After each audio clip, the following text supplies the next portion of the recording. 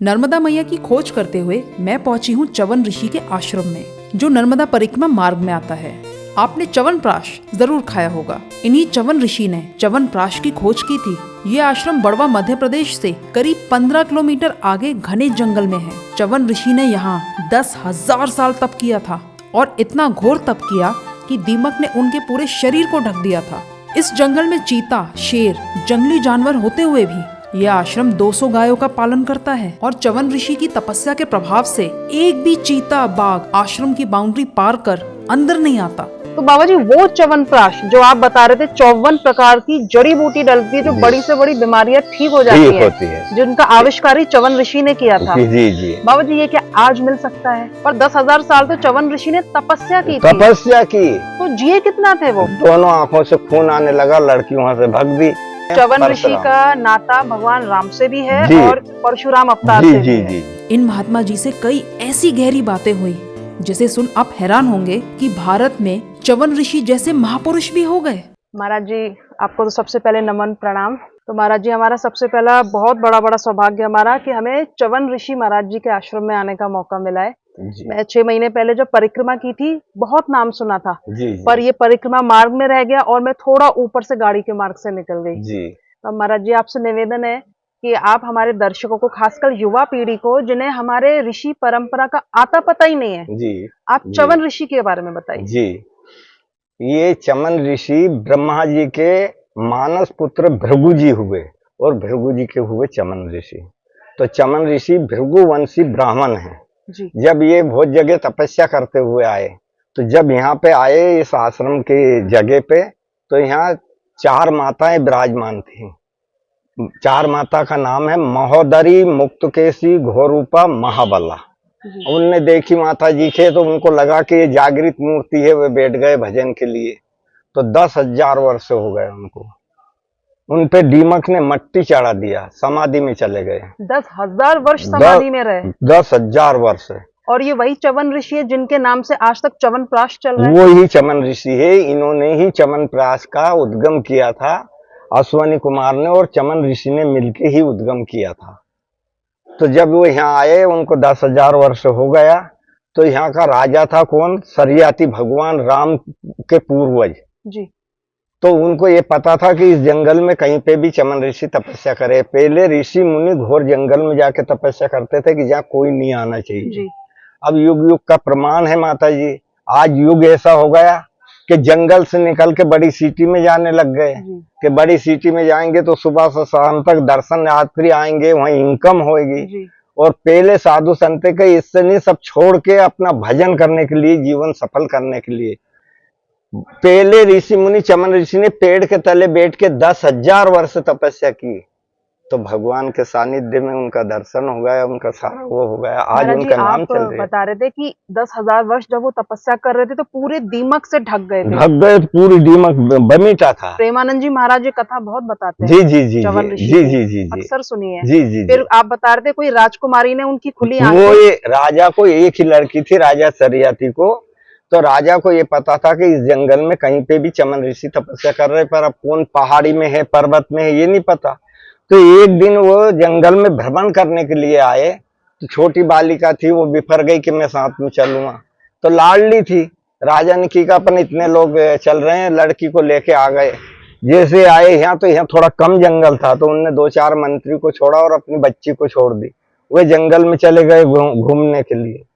तो लड़की खेलती हुई वो बामी के पास में गई। अब राजा को भी ये नहीं पता था कि ये बामी के अंदर च्यवन ऋषि है। तो खेलती हुई गई, तो उनकी दोनों आंखें ज्योति जैसी टमक रही थी। तो लड़की ने सोचा कि बड़ी अच्छी सुंदर चीज, ये क्या है मट्टी में? तो तिनका उठाया, दोनों को खोदने लगा। दोनों आंखों से खून आने लगा, लड़की वहां से भाग दी। तो पहले ऋषि मुनि क्रोध नहीं करते थे, श्राप नहीं देते थे। श्राप देते थे तो उनका जो भजन है वो समाप्त होता था। क्रोध करते थे तो भजन समाप्त होता था। जैसे अपन गृहस्थी में है, कोई चीज खरीदेंगे या दान करेंगे, यज्ञ कराएंगे, तो अरे पूंजी खत्म होगी, पैसा उठ जाएगा, तो हम नहीं करना चाहे, बचाना है। ऐसे साधु भी बड़े कठोर होते हैं कि बेफिजूल में किसी को श्राप देना, क्रोध करना, उससे हमारी बाबा जी ये बात तो हम आम लोगों पे भी तो लागू होती है, यदि हम क्रोध करें, सब पे होती है, गुस्सा पर करें तो तपस्या नष्ट होती है, मेन तो उन पे होती है कि जो उसी के सहारे है। जी रहे हैं। तो साधु को तो फिर झूठ बोलना ही नहीं है, जब भगवान का भजन करना है तो क्या लेना क्या देना। तो उनने ना श्राप दिया चमन ऋषि ने, ना क्रोध किया, पर उनको पछतावा ऐसा हुआ कि मेरे को 10,000 वर्ष हो गए, मेरी चमड़ी तक दीमक खा चुकी है और मेरी दोनों आंखें फोड़ दिया, मेरा क्या होगा, मैं कहाँ जाऊंगा। उसी से राजा को, राजा की फौज को श्राप लग गया, मलमूत्र बंद हो गया, सब चिल्लाने लगे। तो राजा को भी वही शिकायत, घोड़े को भी वही शिकायत। तो राजा बड़े ज्ञानी थे, भगवान का वंशज का पता है कि रघुकुल रीत सदा चली आई, प्राण जाए पर वचन न जाए। तो दयावान है, दया धर्म का मूल है। तो उनने की कि देखो मेरे की ये लग रही है कि ये बीमारी नहीं है कि घोड़े को भी यही हो रही है और सब मंत्री को भी, मेरे को भी। किसी ने चमन ऋषि का अपराध किया है, सबसे पूछा कोई चमत्कार दिखा, छेड़े, सबने मना कर दिया। सबको लेके वो यहाँ पे आए इस जगह पे। तो यहाँ आए तो यहाँ ये मंत्री चल रहा है, महाराज जी मर जाएंगे, राजा साहब बचाओ हमें, हमारा मलमूत्र बंद हो गया। तो उनसे पूछा कि तुम्हें कुछ दिखा, कुछ छेड़े, सबने मना कर दिया। तो लड़की ने हाथ जोड़ के की कि पिताजी इधर देख, जो बामी तरफ बताया तो वो खून से बह रही थी पूरी बामी। कि ये किसने किया, कि मैंने ऐसा ऐसा कर दिया। अरे कि इसी के अंदर चमन ऋषि है। राजा जाके गिर गया, साष्टांग प्रणाम किया, महाराज जी बचाओ, हम सब मर जाएंगे। तो चमन ऋषि ने किया कि देखो तुम्हारा दोष नहीं है, पर तुम्हें इतना दया नहीं आई कि ये इतना वृद्ध महात्मा है और इसकी दोनों आंखें फोड़ दी, अब ये कहाँ जाएगा, इसकी कौन सेवा करेगा। ये भाव नहीं आया और तुम्हारा मलमूत्र बंद हो गया तो बचाओ, ये कह दिया, पर ये नहीं किया कि अब इनकी सेवा कौन करेगा। तो भगवान को कोई भी बहाना बनाना होता है, निमित्त बनाना होता है, तो हो गया। तो लड़की ने हाथ जोड़ के की कि महाराज जी मैं क्षमा चाहती हूँ, मैं आप जीवित रहोगे तब तक मैं सेवा करूंगा, इनको सबको बहाल कर दो, अपराध मैंने किया है, मैंने भूल से किया, कोई जान के नहीं किया है। चमन ऋषि ने तथास्तु किया, इनके सबके मलमूत्र चालू हो गया। राजा अपनी बेटी को छोड़ गए, इकलौती बेटी थी, चले गए। लड़की यहाँ सेवा करती थी। सेवा करने के बाद में रोज नर्मदा जी यहाँ से 3.5 किलोमीटर 4 किलोमीटर है, वहां से जल लाती थी। तो चमन ऋषि को ऐसा लगा कि इस जंगल में सब जानवर है और लड़की ने किसी जानवर ने लड़की को मार दिया, तो इसका पाप का भागित में हमारी सब तपस्या चली जाएगी। तो उनको ऐसा भाव आया कि यहाँ कोई भी अपन देवता की स्थापना करे। तो उन्होंने सुकन्या नाम था लड़की का, उससे किया कि बेटा आज तू जल नहीं लाना, जैसे नर्मदा जी जा, जो जिसमें पहला पत्थर दिखे वो तू लेके आना, अपन यहाँ शिव जी की स्थापना करेंगे। तो अंदर जो शिवलिंग है वो नर्मदेश्वर है और सुकन्या माता लेके आई थी और चमन ऋषि ने स्थापना करी, उनका नाम ही चमनेश्वर महादेव है। अब वो नीला धुला के वहां बिठा देती थी और वो लड़की के नाम से भजन करते थे। तो एक दिन नहला के जैसे वो जा रही थी, उन्हें बिठा के वहां गए छोड़ने, उसी समय आकाश मार्ग से देवताओं के वेद अश्वनी कुमार निकल के जा रहे थे। उनकी निगाह पड़ी तो लड़की का भारी तेज है और ये क्या चमत्कार, घोर जंगल में हड्डी का पिंजरा है और लड़की का इतना तेज है और ये सेवा में। तो वो बेवान लेके उतर आए। जैसे आए तो लड़की ने दोनों संत देख के उनको दंड प्रणाम किया। उनने पूछा बेटा तू कौन है, तो उनने की मैं राजा सरियाती की लड़की हूँ, मेरा नाम सुकन्या है। ये कौन है, कि ये चमन ऋषि महाराज है, मैंने भूल से इनकी आंखें फोड़ दी तो मैं इनकी सेवा में हूँ। तो उनने इनका परीक्षा लेना शुरू कर दिया कि कोई तो भाव से करे और कोई भय से करे, डर से। तो ये भाव से करे या भय से करे। तो उनने की कि तू बेटा ऐसा कर, तेरा तो इतना तेज है, ऐसा स्वरूप है, तो इनको छोड़ बेवान में बैठ, हम तेरे को स्वर्ग लेके चले, इंद्र के अप्सरा उनके साथ में रहना, यहाँ जंगल में कोई भी जानवर तेरे को मार देगा।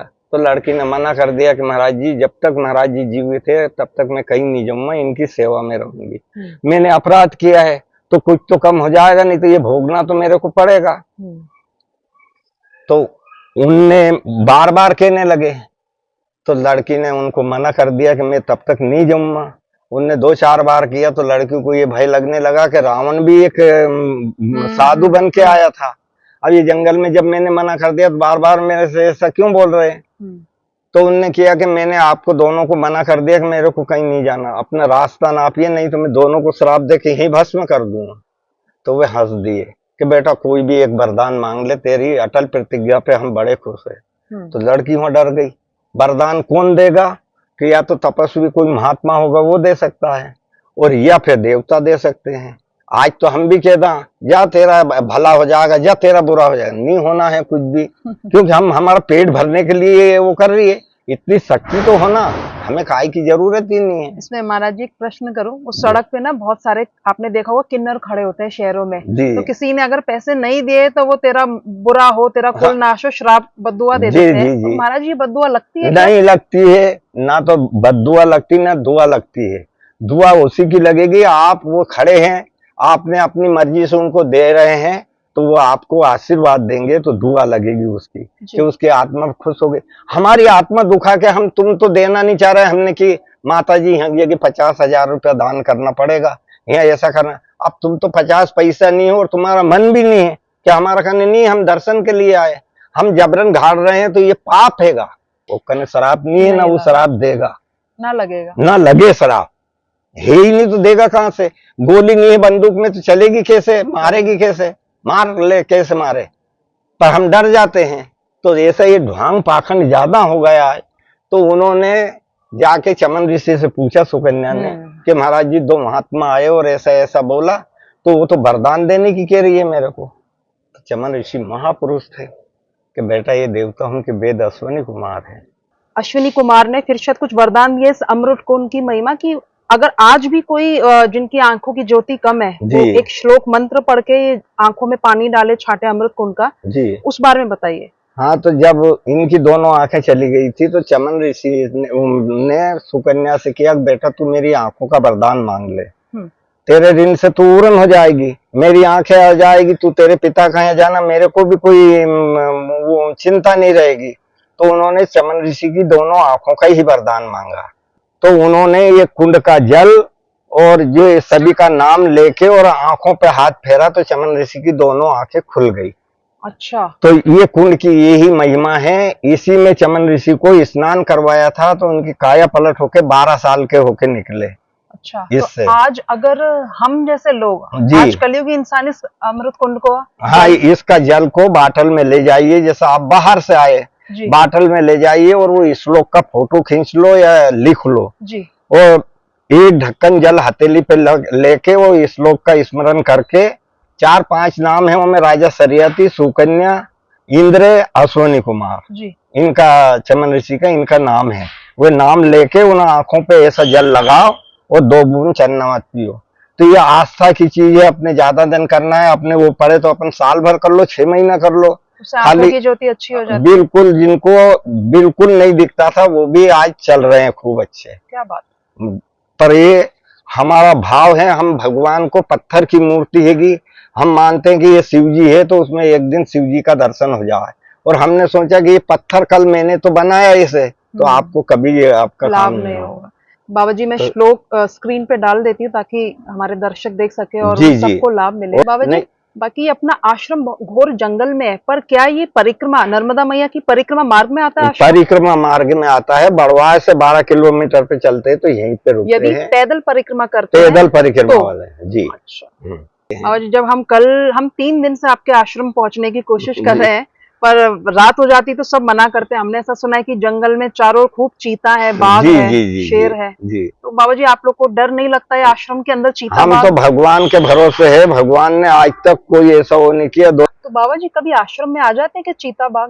ये चमन ऋषि महाराज की इतनी बड़ी दया है कि ये बाउंड्री कूद के नहीं आते। क्या बात। यहाँ बाहर तो यहाँ खड़े कई बार दिखे, कई बार अंदर नहीं आते, अंदर नहीं आते। बाहर शाम के वक्त कुत्ते हैं छोड़ा के तुरंत उठा ले जा, गाय भी उठा ले जाती, गाय भी उठा ले जा, खूब गाय देखी हमने। जी जी जी।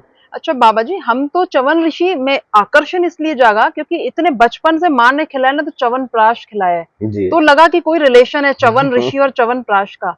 तो बाबा जी वो च्यवनप्राश जो आप बता रहे थे, 54 प्रकार की जड़ी बूटी डलती है जो बड़ी से बड़ी बीमारियां ठीक हो जाती है, जिनका आविष्कार ही च्यवन ऋषि ने किया था। जी जी। बाबा जी ये क्या आज मिल सकता है? आज तो नहीं मिले जी, ये तो असंभव है।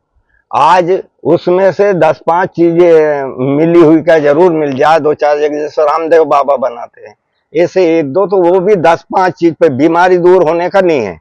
अब आज उनका नाम चल रही है कलयुग में, च्यवनप्राश खाओ तंदुरुस्ती ना पाओ। आज भी वो चीज च्यवनप्राश के नाम से ही बिकती है, नाम से कई ब्रांड, हाँ, कई कंपनियां, बस वही के बाकी पर बड़ी बड़ी कंपनी जो च्यवन ऋषि ने बनाया था, नहीं वो तो नहीं। पर आपने मुझे बताया था अंदर कि जी। बड़ी से बड़ी भयंकर घातक बीमारियां एक च्यवनप्राश से ठीक हो एक जाती थी। च्यवनप्राश से लेने की क्रिया है उसकी 108 और 108 रोग का लेख दिया जी। कि 108 बीमारी दूर होती है। जैसे आपका सर दर्द है जी। तो एक चम्मच वही जो च्यवन ऋषि ने बनाया था वो च्यवनप्राश लो, एक चम्मच मधुमक्खी रस लो, शहद, दोनों को खाने से बिल्कुल आपका सर दर्द खत्म। आपका पेट दर्द है तो एक चम्मच च्यवनप्राश लो, एक चम्मच अदरक का रस लो, आपका पेट दर्द खत्म। आपका पैर दर्द है तो एक चम्मच वही च्यवनप्राश, ऐसे लेने की 108 क्रिया थी। बाबा जी ये कितने हैरानी की बात है, हमारे ऋषि मुनि शायद इस धरती के सबसे पहले साइंटिस्ट थे, वैज्ञानिक थे। जब आधी से ज्यादा दुनिया खाना कैसे खाए, शरीर तन को कैसे ढके, यही संघर्ष कर रही थी, तब हमारे ऋषि मुनियों ने इन सारी चीजों का आविष्कार कर लिया था। उन्होंने ही किया है। सर्जरी कैसे हो, च्यवनप्राश से घातक बीमारियां कैसे ठीक हो।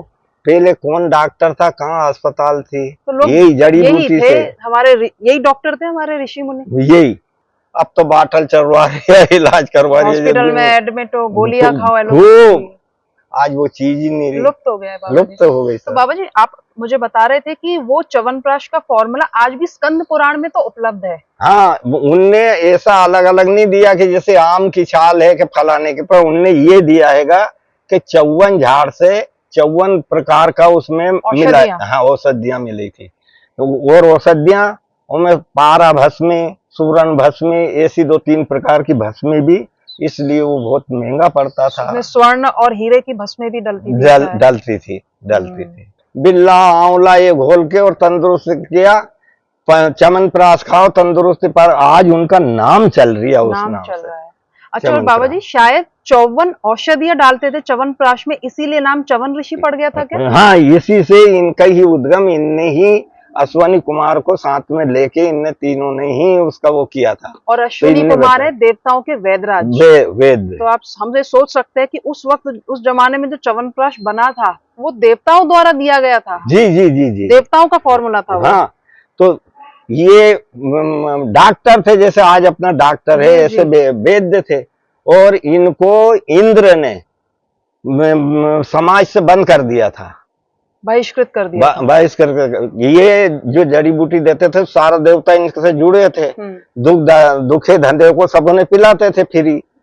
तो इंद्र को ऐसा लगा कि ये इंद्रासन ले लेंगे, सारे देवता इनके कब्जे में हो रहे हैं, तो इन पे ऑब्जेक्शन किया कि बंद करो, ये वैद्य का काम देवताओं ने शोभा माननी है। इनने थोड़ा दिन बंद किया और वो सब रोते गिड़गिड़ाते तो वो देने लग गए, तो इनको बंद कर दिया। तो इन्हीं च्यवन ऋषि ने उनने की कि हम तुम्हारी काया पलट जब करें कि एक काम तुम्हें हमारा करना पड़ेगा, हमें देवता की पंक्ति से बंद कर दिया इंद्र ने, तो हमें उसमें बिठवा सकते हो समाज में। तो उनने सारी बात पूछी तो उनने की मैं बिठूंगा, तो यह इंद्र का और च्यवन ऋषि का युद्ध हुआ, यहाँ इंद्र भी आया। अच्छा। और च्यवन ऋषि ने इंद्र को हरा के कारोबार में डलवा के बंद करवा दिया। इंद्र ने च्यवन ऋषि से क्षमा याचना मांगी, तो साधु तो कोमल होते हैं, दयालु होते हैं। उन्होंने की कि जा ऐसे भूल कभी नहीं करना, इनकी कोई गलती नहीं, अपना हित का लिए दुनिया का अनहित करना ये तेरा कर्म नहीं है, तो क्षमा कर दिया उसे। और उसी दिन से इनको अश्वनी कुमार को इंद्र ने अपने समाज में ले लिया। नहीं तो अपन जब यज्ञ करते थे तो इनको भाग नहीं देने देता था, बंद कर दिया था, पर जब से फिर भाग चालू। बाबा जी आपने बताया कि 10,000 साल हम सोच नहीं सकते, क्योंकि आज ये बात बाहर आएगी ना कोई विश्वास ही नहीं करेगा। हाँ, कोई 10,000 साल जी सकता है, पर 10,000 साल तो च्यवन ऋषि ने तपस्या की थी। तपस्या की तो जिए कितना थे वो, क्या उसका कोई लेख नहीं दिया। और ये सतयुग राम अवतार से परशुराम अवतार से पहले की बात है, पहले से च्यवन ऋषि, भगवान राम से पहले च्यवन ऋषि का जन्म हुआ है, पहले सतयुग में पहले तो हुआ है परशुराम अवतार, और परशुराम का बाद में हुआ है राम अवतार जी। तो दोनों ही से पहले च्यवन ऋषि थे, और ये परशुराम जी के वंश में आते हैं, वंश में आते, 17वीं पीढ़ी, 7वीं पीढ़ी परशुराम जी की 7वीं पीढ़ी है च्यवन ऋषि, 17वीं पीढ़ी, 17वीं मतलब च्यवन ऋषि की 17वीं पीढ़ी है परशुराम जी। और परशुराम जी के बाद आए राम जी, राम जी। तो ये उनके पूर्वज हो गए, राम जी जी। के पूर्वज है च्यवन ऋषि। नहीं नहीं, राम जी तो थे चंद्रवंशी। चंद्रवंशी। हाँ, और ये है सूर्यवंशी, और ये है ब्राह्मण। अच्छा। फिर इनने अपनी बेटी की शादी उनके साथ में करा दी, तो माता क्षत्रिय है, पिता ब्राह्मण है। और माता के वंशज है राम भगवान। राम भगवान, माता के वंशज राम राम भगवान है, भगवान। और इनके वंशज तो में च्यवन ऋषि परशुराम। का नाता भगवान राम से भी है जी। और परशुराम अवतार जी से जी भी है। जी जी। दोनों ही इनके पूर्वज हो गए। हाँ, माता पिता ये के साथ। ममियाल हो गया माता की तरफ से, माता की तरफ ये से, पिता की और तरफ ये से। पिता की तरफ से ब्राह्मण है। मतलब महाराज जी इसका तो उल्लेख ही नहीं है कि च्यवन ऋषि स्वयं कितने वर्ष जिए। नहीं, कोई उल्लेख, वो उनका शरीर पूरा करने का भी कोई उल्लेख नहीं कि उनकी यहाँ समाधि बनी है। अच्छा बाबा जी, हमारा क्या मतलब, मैं हमारे भाग्य की ईश्वर से मैं क्या मतलब अरे माता जी आभार देखो, प्रकट करूं कि आपके आश्रम में हमें आने को मिला। जहाँ पर कृपा राम की हुई, हम इतने आश्रम छोड़ के इतनी दूर से, सारी दूर से हमारा भाव बना था, तो उनने खींच के लाके मुझे कर दिया, और आपकी इच्छा पूर्ति भी हुई। बहुत बहुत आभार बाबा जी, धन्यवाद। बहुत ज्ञान हमारा वर्धन हुआ आपसे बात करके। नर्मदे हर बाबा जी। मातरम, नर्मदे हर।